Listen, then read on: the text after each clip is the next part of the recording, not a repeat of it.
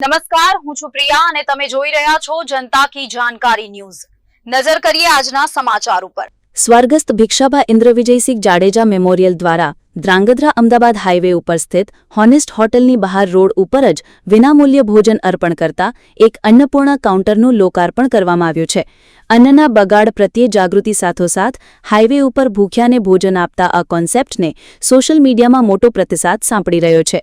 National highway ઉપર રાહદારીઓ, વાહન ચાલકો તેમજ સ્થાનિક લોકો માટે પાણીની પરબ કે શુદ્ધ પાણીનું ફ્રિજનો સેવાકીય અભિગમ આપણે જોયો છે, પણ હાઈવે ઉપર જરૂરિયાતમંદોને વિનામૂલ્ય સાત્વિક ભોજન પણ મળી રહે તેવા આશય સાથે સ્વર્ગસ્થ ભિક્ષાબા મેમોરિયલ દ્વારા અન્નપૂર્ણા ફ્રિજ કાઉન્ટરનું લોકાર્પણ કરવામાં આવ્યું છે। ઉલ્લેખનીય છે કે ટ્રસ્ટનો સેવાનો ઉમદા ભાવ છે, સાથોસાથ આ સત્કાર્ય થકી હાઈવે ઉપર ભોજનનો ગેરવ્યાજબી બગાડ અટકાવી જોઈતું હોય એટલું જ થાળીમાં લઈ બાકીનું ચોખ્ખું કોઈ જરૂરિયાતમંદ માટે છોડી દેવું તેવી જનજાગૃતિ પણ છે।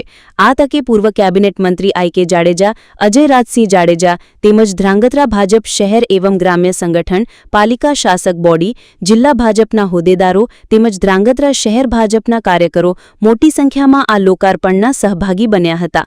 રિપોર્ટ હિતેશ રાજપરા, ધ્રાંગધ્રા।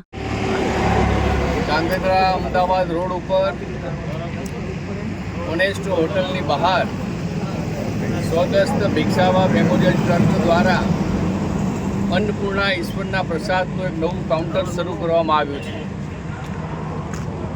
આ કાર્યનો હેતુ એ રહેલો છે કે અન્નનો બગાડ ન થાય, એનો સદુપયોગ થાય, જરૂરિયાતમંદ વ્યક્તિઓ સુધી અન્ન પહોંચે અને સાથોસાથ એક પંથ દો કાજનો કાર્ય આપણું આગળ ધપે।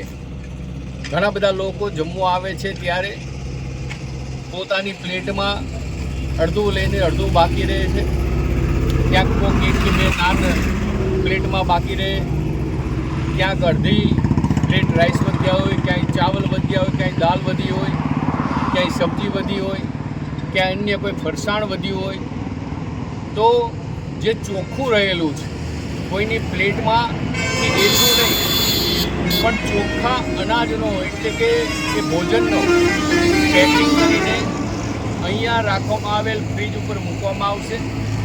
એ ફ્રીજમાંથી કોઈ પણ જરૂરિયાતમંદ વ્યક્તિ એ ભોજન એમાંથી લઈ શકે છે। દરેક પેકેટ ઉપર અંદર શું રહેલું છે, ક્યાંય કોઈ ફરસાણ હોય, ક્યાંય અન્ય કોઈ રોટી હોય, ચાવલ હોય, સબ્જી હોય, તો એ ખોલ્યા વગર પોતે એનો ઉપયોગ કરી શકશે। જેને જરૂરિયાતમંદ વ્યક્તિઓને જરૂર હોય, એ નાના બાળકોને પણ જરૂર હોય તો એ લઈ શકશે। સાથોસાથ જ્યારે આવી પ્લેટમાં એટલે કે એક્સ્ટ્રા કંઈ વધ્યું ન હોય, ફરીથી કહું છું કે કોઈનું એઠું મૂકવામાં આવશે નહીં, પરંતુ કોઈ પ્લેટમાં ન હોય ત્યારે એ ટ્રસ્ટ દ્વારા ખર્ચ કરીને એમાં વિવિધ સ્વરૂપે વિવિધ પ્રકારનું ભોજન મૂકવામાં આવશે, પાણીની બોટલ પણ મૂકવામાં આવશે અને એટલા માટે જરૂરિયાત વ્યક્તિઓ એનો